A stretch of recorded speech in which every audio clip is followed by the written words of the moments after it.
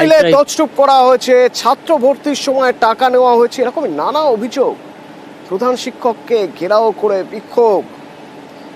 হাসনাবাদের ঘটনা, হাসনাবাদের গাড়াকপি high school, সেখানে ছাত্র ভর্তিতে টাকা নেওয়া হয় অভিযোগ, মিড ডে মিলের সামগ্রী চুরি করা হয় অভিযোগ। প্রধান শিক্ষককে ঘেরাও করে পড়ুয়া অভিভাবকরা বিক্ষোভ দেখাচ্ছে।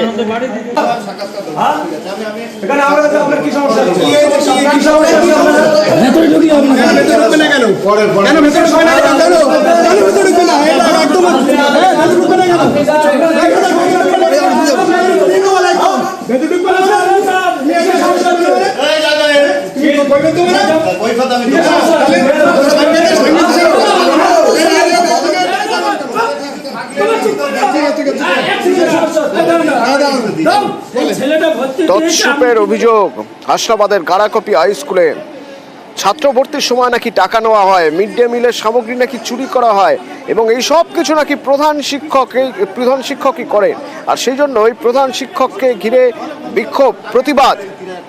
প্রধান শিক্ষক অবশ্য সব অভিযোগ অস্বীকার করছেন।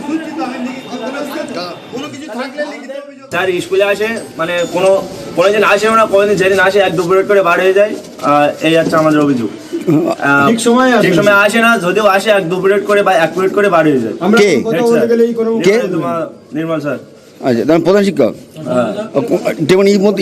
স্কুলে আসে না ঠিক মতন আসে না, যদিও আসে 1-2 পিরিয়ড করে বার হয়ে চলে যায়। আচ্ছা আচ্ছা, আমাদের কোনো দাম দেয় না স্যার। স্কুলে ভর্তি হতে এসেছিলি, প্রধান শিক্ষক কি বলেছে? ভর্তি হতে 3000 টাকা লাগবে। কে বলেছে? Head sir. তাহলে তুই কি করলি? আমি বললাম 3000 টাকা কিসের জন্য লাগবে, বলতে আমার কিছু প্রবলেম ছিল, 2 বছর আসতে পারিনি, তো বলতেছে আসতে পারিস ভর্তি হলে 3000 টাকা লাগবে। কোন ক্লাসে? 9। তা আর কি বলেছে? ওই টাকাটা কোথায় দিতে হবে কি বলেছে?